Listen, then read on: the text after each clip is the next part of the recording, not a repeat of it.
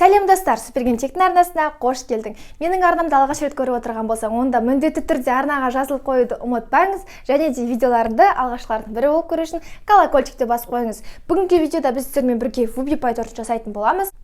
Бұл тортты мен екі селендіріп жасадым, сондықтан бізде 6 корж шықты. Егер сіз 26 мен 30 диаметрде жасағыңыз келсе, онда екі селендіруіңізге тура келеді. Ал егер 22 мен 24 диаметрде жасағыңыз келсе, дәл астында көрсетілген рецепт бойынша сізде 4 коржды әдемі торт шығатын болады. Видеоны соңына дейін көріп, лайк басып, комментарий қалдыра кетіңіз. Сіздермен бірге осындай әдемі торт дайындауға кірісеміз. Қазір біз сіздермен бірге вуби-пай тортының бисквитін жасаймыз. Мен Қазақстан шоколадын қолданамын. Рахат фирмасынікі.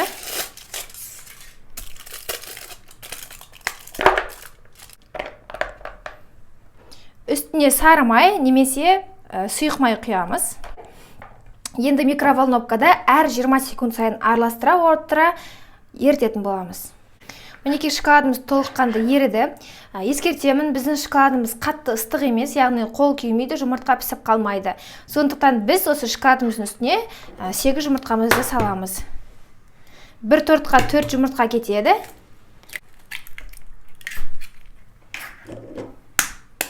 Жақсылап араластырамыз.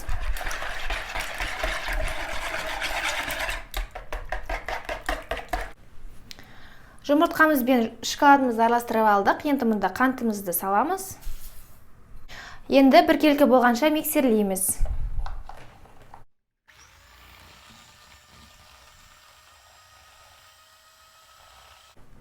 Енді ұнымызға какаоны саламыз. Үстіне разрыхителді саламыз.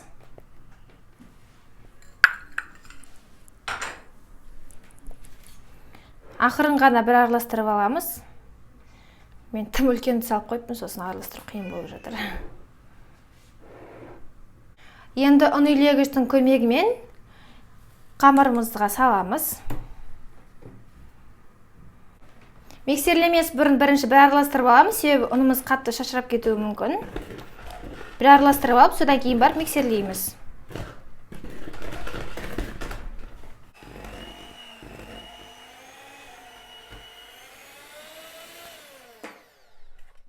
Мінекей біздің қамырымыз дайын. Енді бисквитімізді пісіруге кірісеміз. Сіз кәдімгі 22-24 стандартты диаметрде пісіретін болсаңыз, бір ғана рецептпен 4 корж шығады. Біз екеселегендіктен бізде көбірек корж және де үлкенірек диаметрде шығатын болады. Ал енді корждарымызды пергамент қағазына салуға кірісеміз. Сіздер сызып алып барып жасасаңыздар болады. Маған осылай жасаған ыңғайлы, қайта-қайта сызып біртіндеп жасап отырғаннан бір кольцоны бүлдірген ыңғайлырақ былай айтқанда. Жұқа емес, молочный девочка сияқты орташа қалыңдықта қамырымызды салып біркелкі етіп жасап аламыз.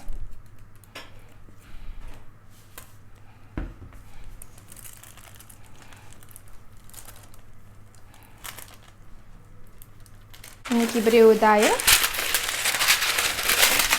Екінші пергамент қағазымызды қоямыз. Шетемізде кольцомызды көтеріп, екінші пергамент қағазға орналастырамыз. Бұны да дәл солай жасап аламыз. Дәл осылай барлық қамырларымызды жасап аламыз рет-ретмен. Енді 180 градуста қыздырылып тұрған пешімізде пісіріп алатын боламыз. Пісу ұзақтығы сіздің пешіңізге байланысты 7-10 минут. Мінекей біздің бисквитіміз пісті. Бисквиттің піскен-піспегендігін таяқ шпажка арқылы білсеңіздер болады. Енді түрі қандай болады жатты оған піскен.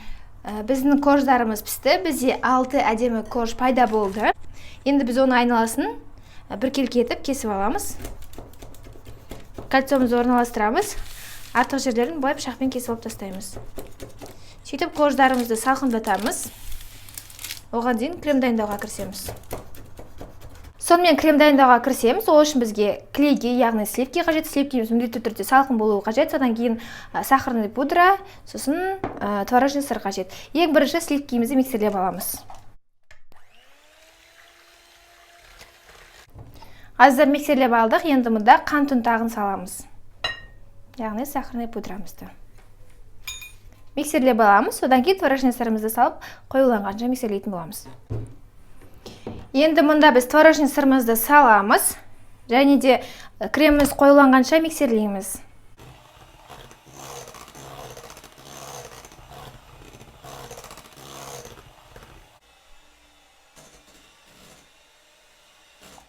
Мінекей біздің креміміз қою болды, дайын болды деген сөз. Енді тортымызды құрастыруға кірісеміз. Мешогымызға насадка салып алдық. Енді мұнда кремімізді саламыз. Подложкамызға аздап крем жағып алдық, ол біздің тортымыздың жылжып кетпесі үшін. Қазір мен ортаға көрсетейін, қай жасайтын бірінші былай аламыз. Мешогымызды бүйтіп жібереміз ауаға, сосын тартып аламыз. Жібереміз, тартып аламыз. Егер біз жақындатып істейтін болсақ, шаригіміз кішкентай болып қалуы мүмкін. Егер былай жасайтын болсақ, шаригіміз тым үлкен болып кетуі мүмкін. Сондықтан біз бірінші жібереміз, тартамыз. Жібереміз, тартамыз. Осы арқылы полный шарик жасап шығамыз.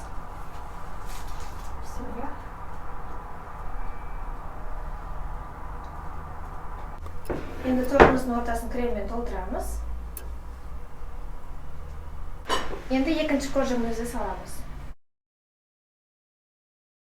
Екінші коржығымызды орналастырдық, мінекей. Енді бұны да дәл солай ортасына крем жағып аламыз.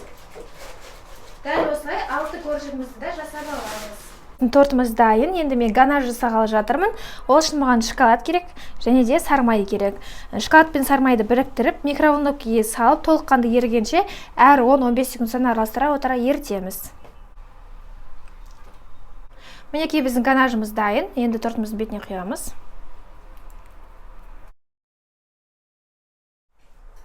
Енді тортымызды өз қалауымызша әдемілейтін боламыз.